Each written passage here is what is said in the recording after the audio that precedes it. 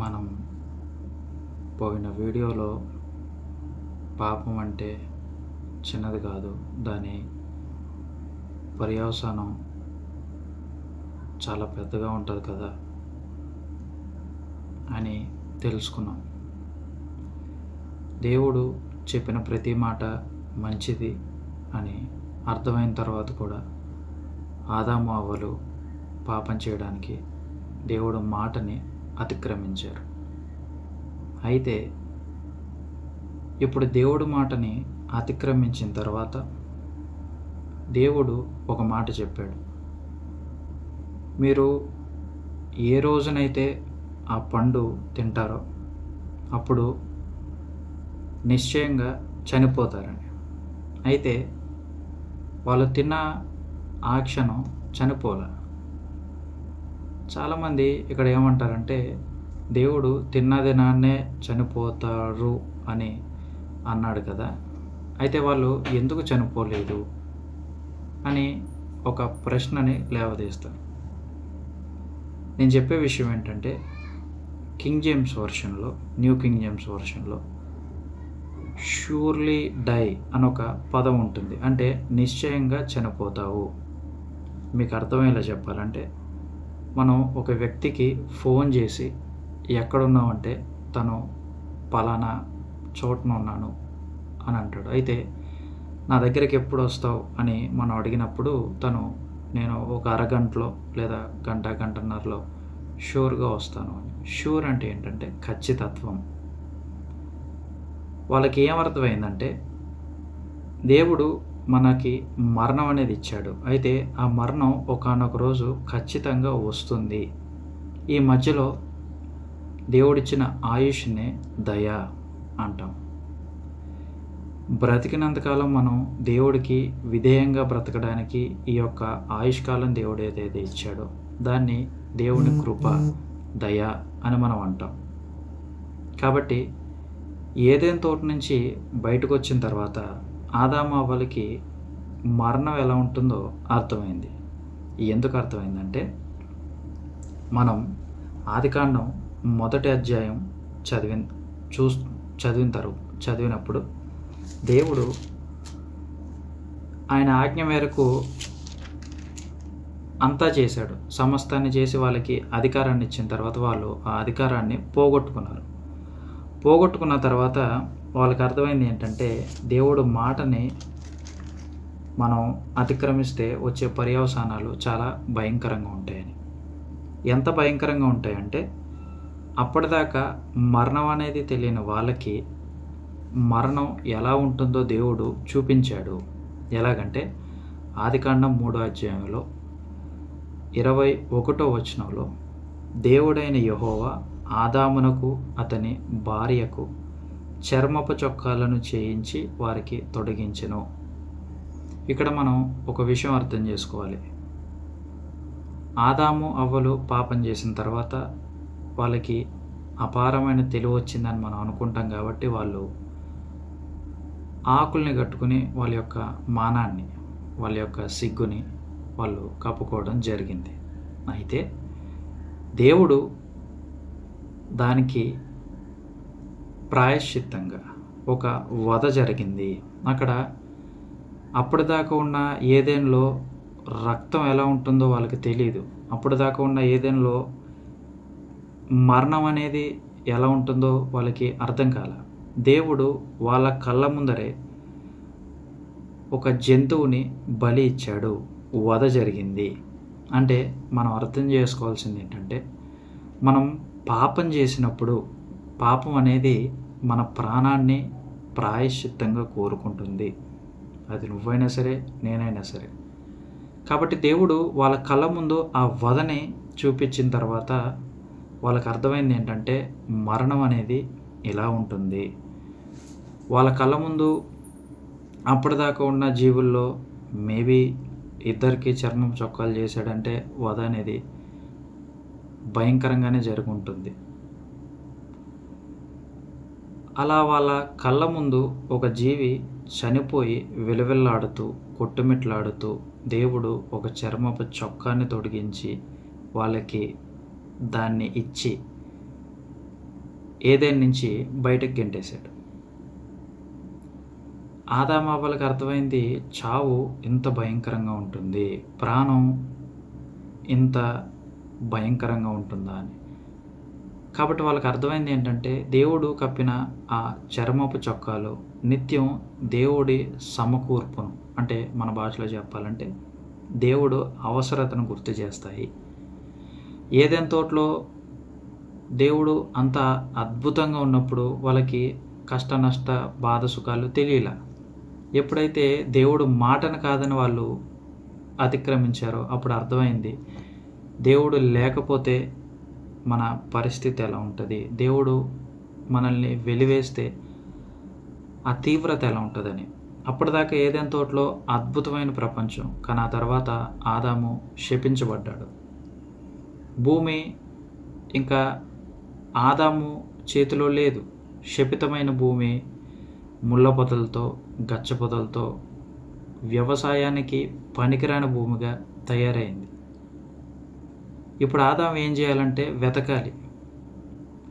ఇంతకుముందు అయితే దేవుడు సహాయం చేసి మొత్తం అంతా ఆదాము చేతి కింద పెట్టే అథారిటీని ఇచ్చాడు, కానీ ఇప్పుడు అలా కాదు. ఆదాము ఏం చేయాలంటే ప్రతి స్థలాన్ని వెతుక్కోవాలి. వెతికేటప్పుడు ఆదాము కష్టపడాలి. కష్టపడేటప్పుడు ఆదాముకి చెమట, ఆదాముకి దెబ్బలు, ఆదాముకి కష్టం ఏంటో బాధ అంటే ఏంటో అర్థం అవుద్ది. ఎందుకంటే ఏ భూమిని నమ్ముకున్నా, ఏ స్థలాన్ని నమ్ముకున్నా వృక్షాన్ని ఫలాల్ని వాళ్ళకి బ్రతుకునీడగా ఇచ్చే ఏదైనా సరే ఇస్తుందేమో అని ఆదాము ఆశపడే ప్రతిసారి ఆ భూమి ఆదాముకి సరిగ్గా సహకరించకపోవచ్చు. అందుకే దేవుడు గచ్చ పొదలు ముళ్ళ పొదలు అన్నాడంటే ఒక అనువైన స్థలం కోసం నీ అంతటి నువ్వే వెతుక్కోవాలి, నువ్వు ఒక్కడవే కష్టపడాలి. ఇలా దేవుడు ఆదామని అవ్వని గెంటు వేసిన తర్వాత వాళ్ళకి ప్రాయశ్చిత్తంగా చర్మపు చొక్కాలను ఇచ్చిన తర్వాత వాళ్ళకి అర్థమైన విషయం ఏంటంటే పాపం అనేది చిన్నది కాదు. అయితే దేవుడు వాళ్ళకి ఒక అద్భుతమైన అవకాశాన్ని ఇచ్చాడు. ఏంటంటే ఎప్పుడైతే ఏదైనా తోటలో వాళ్ళు పాపం చేశారో దేవుడు 3వ అధ్యాయం ఆదికాండం 3వ అధ్యాయం 15వ వచనంలో వాళ్ళకి ఒక అవకాశాన్ని, అంటే ఒక ఆఫర్ని ఇచ్చాడు. వాళ్ళకు ఒక వెసులుబాటుని కలిగజేశాడు. ఏంటంటే మరియు నీకును స్త్రీకిని నీ సంతానమునకు ఆమె సంతానమునకు వైరము కలిగజేసేదను. అది అక్కడ అది అన్న దగ్గర ఫుట్ నోట్లో ఆయన నిన్ను తల మీద కొట్టును, నీవు దానిని మడుగు మీద కొట్టెదవని చెప్పెను. ఎప్పుడైతే పాపం జరిగిందో దేవుడు ఒక ప్రత్యామ్నాయాన్ని తయారు చేసి పెట్టాడు. ఏంటంటే ఇప్పటి నుంచి మీరు నా మాట వినలేదు కాబట్టి మంచి చెడ్డ అనేది మీ అంతట మీరు తెలుసుకోవాలని ఆతృతపడ్డారు కాబట్టి ఇప్పటి నుంచి మంచికి చెడుకి ఎప్పుడు వైరమే ఉంటుంది. మీరు మంచి చేద్దాం అనుకున్నా చెడు మిమ్మల్ని ఆవరిస్తుంది, మీరు మంచి చేద్దాం అనుకున్నా మీరు చేయలేరు, ఎప్పుడు చెడులోనే ఉంటారు. మంచి చెడుకి ఎప్పుడు గొడవే జరుగుతుంది. కానీ ఒక సంతానం అనేది వస్తుంది.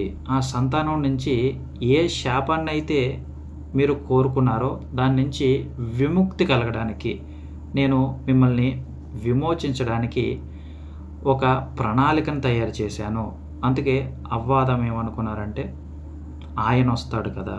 ఆయన అంటే వాళ్ళ దృష్టిలో శపితమైన భూమి నుంచి వాళ్ళని కాపాడడానికి, శాపంగా ఉన్న వాళ్ళ జీవితాన్ని మళ్ళీ పూర్వ వైభవం ఏదేన్లో ఎలా అయితే కలిసి బ్రతికారో అలా బ్రతకడానికి మళ్ళీ మనకొక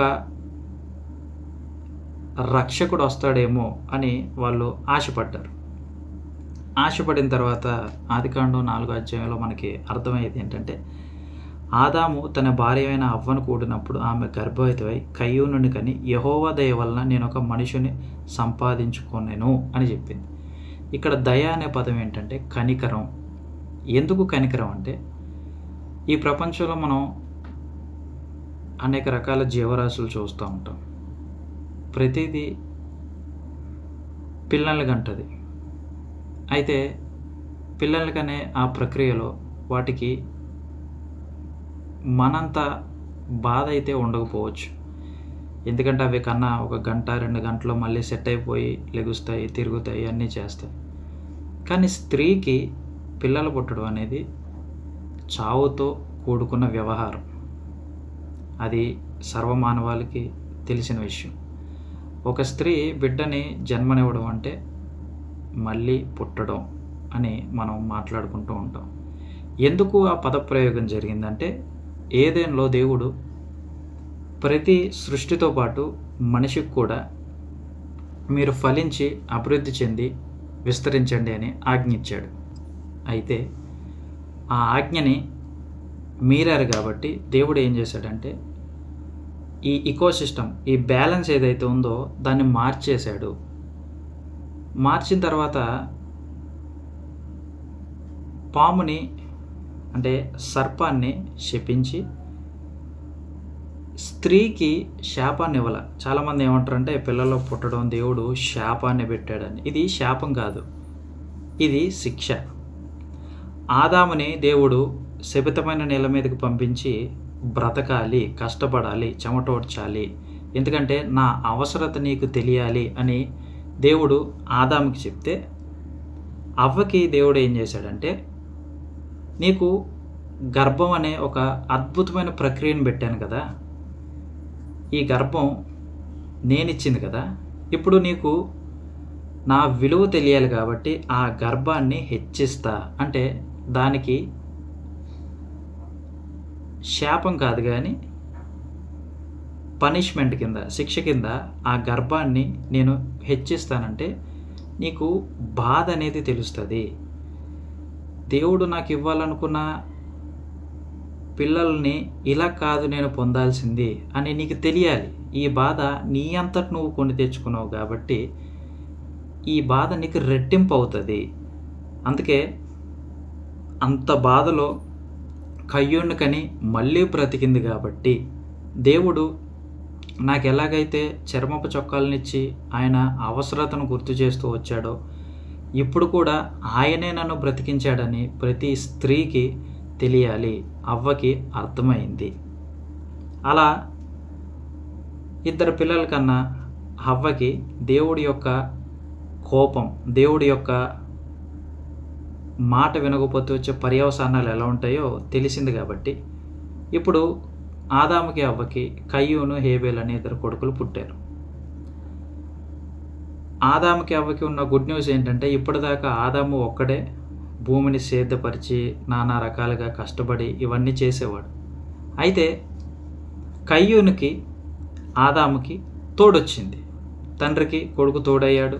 2 కొడుకులు ఉన్నారు కాబట్టి వీళ్ళు ఏమనుకున్నారంటే, ఈ శాపాన్ని, ఈ కర్స్ని బ్రేక్ చేసేది వీళ్ళేనేమో, దేవుడు ఒక రక్షకుని ఇస్తా అన్నాడు కదా, ఆ శాపాన్ని విమోచించేది వీళ్ళేనేమో అని అనుకున్నారు.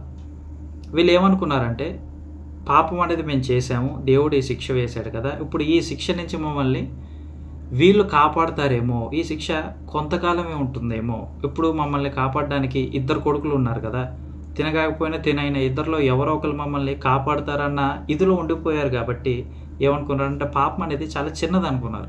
దేవుడు మాట వినకపోవడం, ఆనాడు అక్కడ బలి జరిగింది, ఆ బలి వ్యవస్థలో చర్మపు చొక్కాలు దేవుడిచ్చాడు, ఇచ్చిన తర్వాత పిల్లలు పుట్టారు, ఇదేనేమో దేవుడు ఇవ్వబోతున్న రక్షణ, వీళ్ళ నుంచే మొదలవుద్దేమో అనుకుని వాళ్ళిద్దరూ చాలా ఆశపడ్డారు. ఆశపడిన తర్వాత ఏమైందంటే, పిల్లలు అన్నాక వాళ్ళ దగ్గర పెరిగారు, పెద్ద అయ్యారు. పెద్ద అయిన తర్వాత కయ్యూను హేబేలు వీళ్ళిద్దరి మధ్యలో ఒక వ్యత్యాసం అనేది వచ్చింది. అంటే దేవుడు ఇక్కడ ఏం చెప్పబోతున్నాడంటే, పాపం అనేది ఎలా ఉండబోతుంది, ఎదరెదర పాపం అనేది ఎలా ఇంకా తీవ్రత అవ్వబోతుంది అని దేవుడు రాయించాడు. కానీ ఆదామవ్వలు ఏమనుకున్నారంటే, ఇక్కడతోనే ఈ పాపం అనేది అంతమవుతుంది, వీళ్ళ ద్వారానే మాకు రక్షణ కలుగుతుంది, అంటే దేవుడు చెప్పిన ఆ రక్షకులు వీళ్ళేనేమో అన్న ధ్యాసలో ఉండిపోయి వాళ్ళకి దేవుడి గురించి చెప్పడం మొదలుపెట్టారు. అయితే ఇందులో హేబేలు దేవుణ్ణి అర్థం చేసుకోగలిగాడు. మీరు ఈ వచనాలు ఆదికాండం 4వ అధ్యాయంలో అంతా చదివితే 13 సార్లు కయ్యూను పేరు ఉంటుంది, 7 సార్లు హేబేలు పేరు, 3 సార్లు తమ్ముడు అని రాసి ఉంటుంది. ఇంట్రెస్టింగ్ ఏంటంటే నిరీక్షణ ఇచ్చే బిడ్డగా కయ్యూను ఒక మంచి వార్తతో పుట్టాడు. కానీ కయ్యూనులో ఆ తిరుగుబాటు స్వభావం అలాగే ఉండిపోయింది. వాళ్ళ ఆరాధనలో కూడా వాళ్ళ స్వభావం ఏంటో మనకి అర్థం అవుతుంది. ఇది బైబిల్ అంతట్లో మొట్టమొదటి కృతజ్ఞత ప్రార్థన అనుకోవచ్చు, లేకపోతే మొట్టమొదటి కృతజ్ఞత అర్పణ అనుకోవచ్చు. హేబెల్ ఏం చేశాడంటే అర్థం చేసుకున్నాడు, ఇది మా ప్రపంచం కాదు, ఇది మేమనుకుంటున్న లోకం కాదు, వేరే ఏదో ఉంది. అయితే దాన్ని ఎలా సంపాదించుకోవాలి అని తెలివిగా ఆలోచించాడు. మీకు అర్థమయ్యే భాషలో చెప్పాలంటే, మనం ఒక అధికారిని కానీ ఎవరినైనా ఫుల్ఫిల్ చేయడానికి, వాళ్ళని సాటిస్ఫై చేయడానికి వాళ్ళ ఇష్టాలు ఏంటో మనం తెలుసుకుంటాం. తెలుసుకున్న తర్వాత వాళ్ళకి ఏదంటే ఇష్టమో అది పెట్టి, వాళ్ళకి ఎలా మాట్లాడితే వాళ్ళ ప్రవర్తన బాగుంటుందో దాన్ని మసులుకుని దాని విధంగా మనం వాళ్ళని ఆకర్షించేలా మనం చేస్తాం. అప్పుడు మనకు కావాల్సిన పని వాళ్ళు చేసి పెడతారు.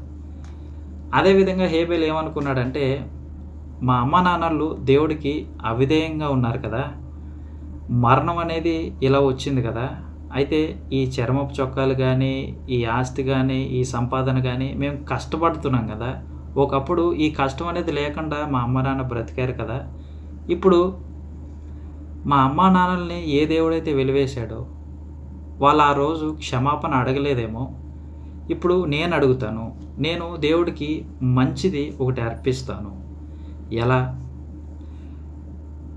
చావు ద్వారా వాళ్ళు ఎలాగైతే బయటకు రాగలిగారో, ఏదైనా తోట నుంచి ఎలాగైతే నెట్టివేయబడ్డారో, హేబెల్కి అర్థమైంది ఏంటంటే ఒక మంచి అర్పణ అనేది నేను దేవుడికి ఇవ్వాలి. అర్పణ అంటే దేవుడికి మన సమయాన్ని, మన మనసుని ఇవ్వడం. ఇది మామూలు భాష. స్పిరిచువల్గా మాట్లాడాలంటే దేవుడిని మనం ఇంకా దగ్గర అవ్వే విధానం, మనకున్న వాటిని ఆయన కోసం ఉపయోగించడం. డబ్బు కాదు, అది మనలో ఉన్న స్వార్థాన్ని వదిలిపెట్టి దైవికంగా మనం ఆయనకి దగ్గర అవ్వడం. అర్పణ ద్వారా ఏమవుద్దంటే మనకి దేవుని యొక్క అనుగ్రహం లభిస్తుంది, మన జీవితం ఇంకా బాగా అర్థమవుతుంది. మనం చూసుకుంటే నిర్గమకాండం, లేవేకాండం వీటిలో దేవుడు ఆజ్ఞాపిస్తాడు, ఎలాంటి బలులు ఇస్తే మీరు నా దగ్గరికి రావాలి. బలి అనేది ఏంటంటే ఏదైనా తోటలో మానవుడు చేసిన తప్పుకి ప్రాయశ్చిత్తమే బలి. కాబట్టి మీరు నిత్యం పాపంతో నా సన్నిధిలో రాకూడదు, కాబట్టి ఆ పాపానికి ప్రాయశ్చిత్తం చేసి మీరు నా సన్నిధికి రావాలి. కాబట్టి ఒక ప్రాణాన్ని మీరు బలివ్వాలి, అది మీ స్థానంలో మీ బదులు అది బలవుతుంది. కాబట్టి ఇక్కడ హేబెలుకి దేవుడు చెప్పలేదు, వాళ్ళ అమ్మ నాన్నలు చెప్పే ఉండరు. వాళ్ళ అమ్మ నాన్నలు వాళ్ళకి చెప్పింది ఏంటంటే బహుశా ఇలా జరిగిందని చెప్పి ఉండడం బట్టి హేబెలుకి అర్థమైంది దేవుణ్ణి ఎలా దగ్గర అవ్వాలి, దేవుణ్ణి ఎలా నేను సంతోషపెట్టాలని. కాబట్టి దేవుడికి హేబెలు అర్పణిచ్చాడు. దాన్నే దహన బలి అంటాం. దహన బలి అంటే పూర్తిగా బలైపోవాలి, పూర్తిగా బూడిదవ్వాలి. బూడిదైతే ఏముంటుంది? ఏం మిగలదు కదా. ఏమీ మిగలకపోయినా హేబెలు ఇవ్వడానికి కారణం ఏంటంటే హేబెలుకి అర్థమైంది దేవుడు మనసు ఎలాంటిది. హేబెలుకి అర్థమైంది పాపం అనేది ఇంత భయంకరంగా ఉంటుందని. హేబెలుకి అర్థమైంది నేను ఈ అర్పణ అర్పిస్తే దేవుణ్ణి సంతోషపెట్టగలనని. కానీ కయ్యూనికి ఆ విషయం అర్థం కాల. కయ్యూను బలిపీఠం కట్టాడు, హేబెలు బలిపీఠం కట్టాడు. దేవుడు కయ్యూన్తోనూ మాట్లాడాడు, హేబెలుతోనూ మాట్లాడాడు. కయ్యూన్తో ఏమని మాట్లాడాడంటే, కయ్యూను, మీ అన్నయ్య మీ తమ్ముడు బలిచ్చాడు కదా, నువ్వు కూరగాయలు అన్నీ తెచ్చావే, అది పెద్ద విశేషం ఏది కాదు, ఎందుకంటే నువ్వు కష్టపడి పనిచేసావు. ఇంకా గట్టిగా చెప్పాలంటే హేబెల్ కంటే కయ్యూనే ఎక్కువ కష్టపడ్డాడు. ఎందుకంటే ఆ శపితమైన భూమి నుంచి ఆ పొలం పని చేసి ఆ రాబడంతా తీసుకొచ్చి ఇవ్వడం అంటే మామూలు విషయం కాదు. అందుకే కయ్యూను పేరు ఎక్కువసారి ప్రస్తావించబడింది దేనికంటే, కయ్యూను మారతాడేమో, కయ్యూను నా తట్టు తిరుగుతాడేమో అని దేవుడు కయ్యూనుతో మాట్లాడాడు. ఏమని మాట్లాడాడంటే, యెహోవా హేబేలు అతని అర్పణను లక్ష్యపెట్టెను, కయ్యూను అతని అర్పణను ఆయన లక్ష్యపెట్టలేదు. కాబట్టి కయ్యూనుకు మిక్కిలి కోపం వచ్చి అతడు తన ముఖమును చిన్నపుచ్చుకొనగా, యెహోవా కయ్యూనుతో, నీకు కోపమేలా? ముఖము చిన్నపుచ్చుకొని ఉన్నావేమి? నీవు సత్క్రియ చేసిన ఎడల తలెత్తుకొనవా? సత్క్రియ చేయని ఎడల వాకిట పాపము పొంచియుండును, దానికి నీ మీద వాంచగలుగును, నీవు దానిని ఏలెదువు. ఇక్కడ దేవుడు ఒక క్రూర మృగంతో పాపాన్ని పోలుస్తున్నాడు. అంటే పాపం అనేది మన వాకిట్లోనే, మన పక్కనే అవకాశం కోసం ఎదురు చూస్తూ ఉంటుంది. నువ్వు మంచి పని చేస్తే అంగీకరించబడతావు అని దేవుడు కయ్యూనుతో అంటూ ఉంటే, కయ్యూనికి మంచి అనేది ఏంటో తెలియట్లా. దేవుడు వాక్యం ద్వారా మాట్లాడుతున్నా సరే కయ్యూనికి మంచి చేయాలి అంటే దేవుణ్ణి ఎలా సంతోషపెట్టాలి అనే ఆ ఆలోచన స్ట్రైక్ అవ్వట్లా. కాబట్టి పాపానికి తను దారిస్తున్నాడు. దేవుడు ఇక్కడ చెప్పేది ఏంటంటే, మనం ఎప్పుడైతే దేవుడు మాటకి విధేయత చూపించమో పాపానికి లోబడతాం. హేబేలు కూడా పాపంలోనే ఉన్నాడు. హేబేలు కూడా నీతిమంతుడు కాదు. కానీ తను ఇచ్చిన బలి అర్పణను బట్టి హేబేలుని దేవుడు నీతిమంతుడిగా తీర్చాడు.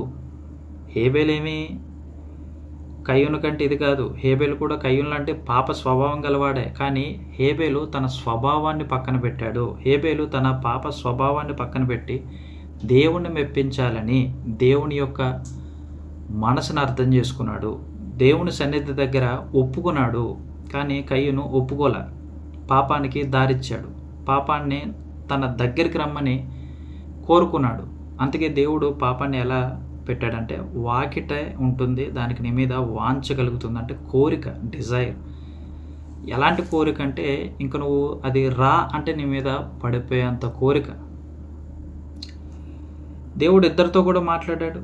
దేవుడు పక్షపాతం కాదే. హేబేల్ని అంగీకరించి కయ్యూని అంగీకరించి అని చెప్పలేదే.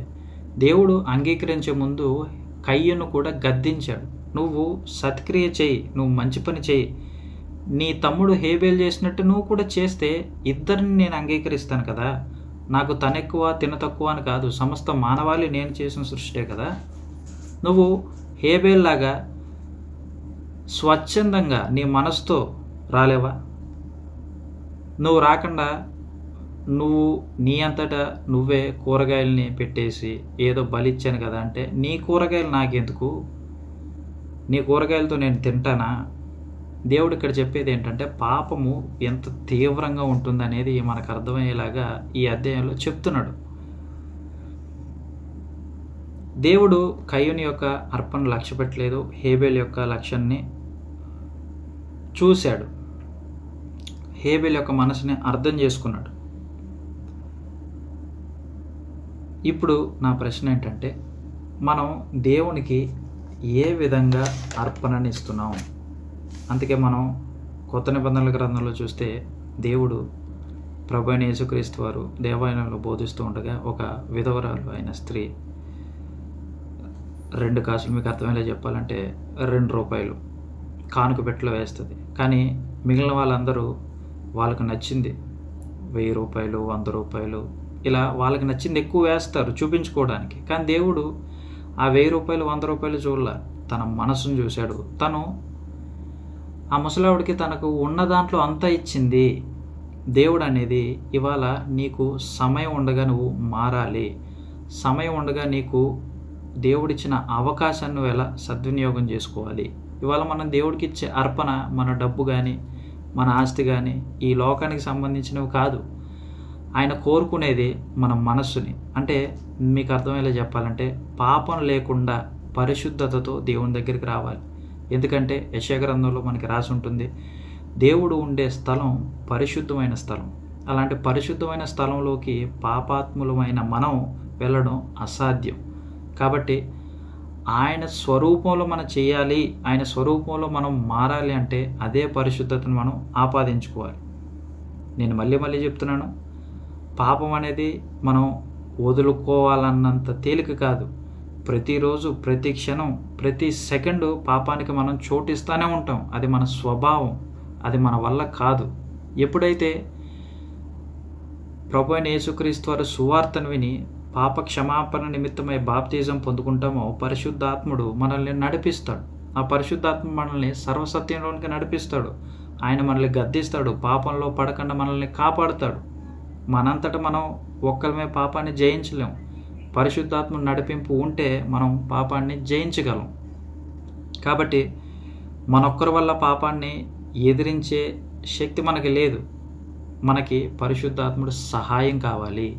ఆదరణకర్త మనతో ఎప్పుడూ ఉండాలి. ఆ ఆదరణకర్త మనల్ని సర్వసత్యంలోనికి నడిపిస్తాడు.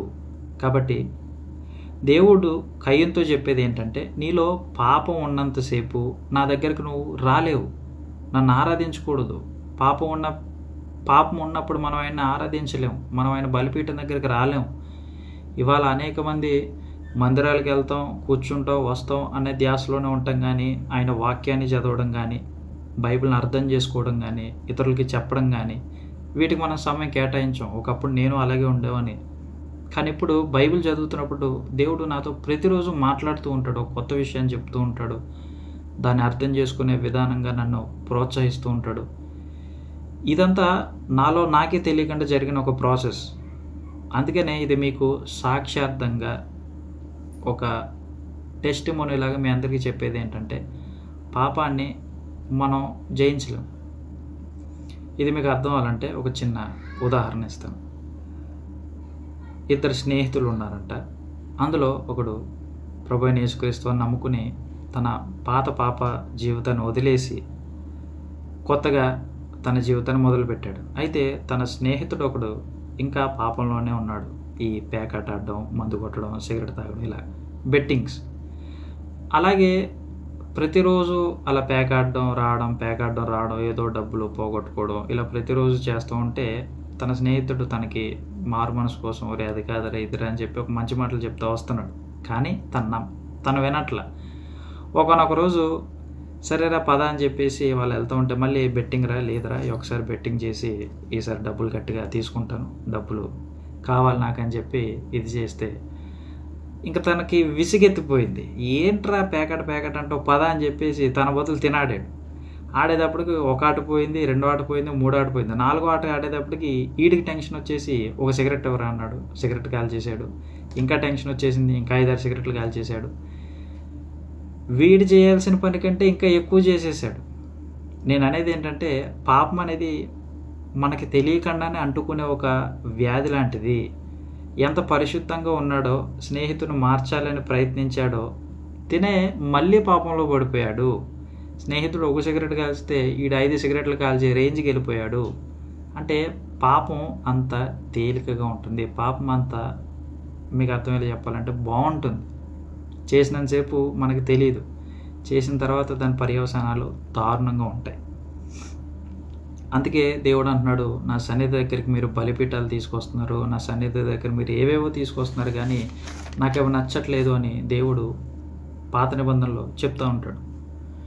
మనం పాత నిబంధనలో చూస్తే మలాకీ దగ్గరికి వచ్చేటప్పటికి ప్రజలు దేవుడు సన్నిధి దగ్గరికి, అంటే దేవుడు మందిరానికి వచ్చేటప్పటికి విపరీతంగా బిహేవ్ చేస్తారు. వాళ్ళు సొంతంగా ఇల్లు కట్టుకుంటారు, అన్నీ చేసుకుంటారు. వాళ్ళు అధికారుల్ని మెప్పించడానికి వాళ్ళకి అద్భుతమైన కానుకలు ఇస్తారు. కానీ దేవుడు మందిరానికి వచ్చేటప్పటికంట విరిగిపోయిన మేకని, అంటే కాళ్ళు ఇరిగిపోయిన మేకని, లోపం ఉన్నదాన్ని, ఇలాంటిది మెటీరియలిస్టిక్గా వాళ్ళు దేవుడిని ఆరాధించడం మొదలుపెట్టారంట. అంటే దేవుడికి ఇది ఇవ్వాలి కదా, దేవుడు ఏదో చెప్పాడు కదా అని చెప్పేసి దేవుడికి అవిధేయంగా ఇస్తున్నారు, కానీ మనస్ఫూర్తిగా ఎవరు ఇవ్వట్లేదంట. సామెతల గ్రంథంలో మనకి రాయబడి ఉంటుంది, 15వ అధ్యాయం 8వ వచనంలో, భక్తిహీనులు అర్పించే బలులు యెహోవాకు హేయములు అని. నీతి న్యాయం అనుసరించి నడుచుకుంటూ కంటే బలులు అర్పించుట కంటే శ్రేష్టం అని సామెతల గ్రంథంలో రాసి ఉంటుంది. దేవుడు బలి అనేది ఎప్పుడు మొదలుపెట్టాడంటే పాపం జరిగిన తర్వాత. ధర్మశాస్త్రం ఎప్పుడు వచ్చిందంటే పాపం జరిగిన తర్వాత. అయితే ఆ బలి వ్యవస్థ ఏటేటా వాళ్ళు ఇచ్చే బలి దేవుడికి ఇంకా మేము పాపం చేస్తున్నాం అనే ఆ ప్రోత్సాహంతోనే దేవుడికి గుర్తొస్తున్నాయంట. అయితే ఇవాళ ఈ ప్రపంచానికి, పాపంతో నిండి ఉన్న ఈ ప్రపంచానికి ఒక శుభవార్త ఏంటంటే, ఈ సర్వమానవాళి పాపం నిమిత్తం ఒక నిష్కలంకుడైన దేవుడు శరీరధారి అయి కృపా సత్య సంపూర్ణతను ధరించుకొని ఈ సర్వ మానవాళి కోసం ఆయన సిలువలో ప్రాణం పెట్టాడు. ఆయన పేరే ప్రభు అయిన యేసుక్రీస్తు వారు. ఇవాళ ఆయన దగ్గరకు వస్తే మన పాపాలు క్షమించబడతాయి. ఎందుకంటే ఆయన సర్వ మానవాళి కోసం ఒకేసారి తన ప్రాణాన్ని అర్పించి శాశ్వతంగా బలి వ్యవస్థని దూరం చేశాడు. ఎందుకంటే ఆయనే నిష్కలంకుడై పాపాన్ని తన మీద వేసుకొని సర్వమానవాళి పాపాన్ని ఆయన భరించి సమస్త మానవాళికి పాపం నుంచి విముక్తినిచ్చాడు. అది నేను అర్థం చేసుకున్నాను. కయ్యను అర్థం చేసుకోలేకపోయాడు. హేబేలు ఒకసారి ఇచ్చాడు, అద్భుతమైన బలి ఇచ్చాడు, తన ప్రాణాన్ని కోల్పోయాడు. ఇవాళ హేబేలు లాంటి బలి ఒక్కటిచ్చినా అది మనకి సరిపోతుంది. మరి మనం ఏం ఇవ్వాలి? డబ్బుల, కానుకల, అర్పణల? ఇది కాదు దేవుడు కోరుకునేది. విరిగి నలిగిన హృదయం. ఎప్పుడైతే మనం ప్రభు అయిన యేసుక్రీస్తు వారి సువార్తని అంగీకరిస్తామో మన మనసులో ఒక పశ్చాత్తాపం రావాలి. ఆ పశ్చాత్తాపం మనల్ని మారు మనసులోకి నడిపించాలి. ఆ మారు మనసు మనల్ని బాప్తిజంలోనికి తీసుకువెళ్ళాలి. ఆ బాప్తిజం తీసుకున్న తర్వాత పరిశుద్ధాత్మ అనుగ్రహింపు మనకు వచ్చిన తర్వాత పాపం నుంచి దూరంగా ఉండే ప్రతి ప్రయత్నం మనం చేయాలి. మనం చనిపోయే ఆఖరి శ్వాస దాకా పాపం చేయడానికి ప్రయత్నిస్తాం, నాతో సహా. కానీ పరిశుద్ధాత్మ నడిపింపు మనకు ఉన్నప్పుడు మనం పాపం చేయాలంటే భయం వేస్తుంది. ఇది చెడు అని మనల్ని పరిశుద్ధాత్ముడు గద్దిస్తాడు. దాన్ని మన అంతరంగంలో దేవుడు ఇస్తాడు, అనుగ్రహిస్తాడు. అప్పుడు పాపం చేయలేం. ఎందుకంటే మనందరం ఒకానొక రోజు పాపం వల్ల చనిపోతాం. మనం ఎంత భక్తిపరులం అయినా, ఎంత ఆస్తిపరులం అయినా మరణం మనకి ఒకానొక రోజు వస్తుంది. అయితే ఆ మరణాన్ని నుంచి తప్పించే ఏకైక దేవుడు, నేనే మార్గం, నేనే సత్యం, నేనే జీవం అని చెప్పిన ప్రభు అయిన యేసుక్రీస్తు వారిని నమ్ముదాం. ఆనాడు హేబేలు ఇచ్చిన అర్పణ దేవుడు అంగీకరించాడు. కానీ మనం హేబేలు వంటి నీతిమంతులం కాదు, నిండా పాపంతోనే ఉన్నాం. నడినెత్తి మొదలుగా నరికాల దాకా మనం పాప స్వభావంతోనే పరిగెడతాం. కానీ అలాంటి మన కోసం దేవుడు ఆయనే లోక పాపములు మోసుకెళ్ళి దేవుని గొర్రెపిల్లగా వచ్చి మన కోసం ప్రాణాన్ని పెట్టాడు. కాబట్టి అలాంటి ప్రభు అయిన యేసుక్రీస్తు వారి త్యాగాన్ని మనం వెక్కిరించకుండా మనం హృదయ అర్పణంగా ఇచ్చేది ఏంటో తెలుసా? వాక్యాన్ని ధ్యానించడం, వాక్యాన్ని 10 మందికి అర్థమయ్యేలా చెప్పడం. ఇవాళ మనం అది చేయట్లేదు. మన ఉద్యోగాల్లోనూ మన పనిపాట్లోనూ పడిపోతున్నాం. పని చేసుకోవడం తప్పు కాదు, పని చేయడం మన బాధ్యత, మన ధర్మం. అలాగే దేవుడికి సమయం కేటాయించడం కూడా మన బాధ్యత. మనం ఎక్కడే దేవుడికి సమయం కేటాయించకపోతే రేపు చనిపోయిన తర్వాత అక్కడ ఎలా మనం కేటాయిస్తాం?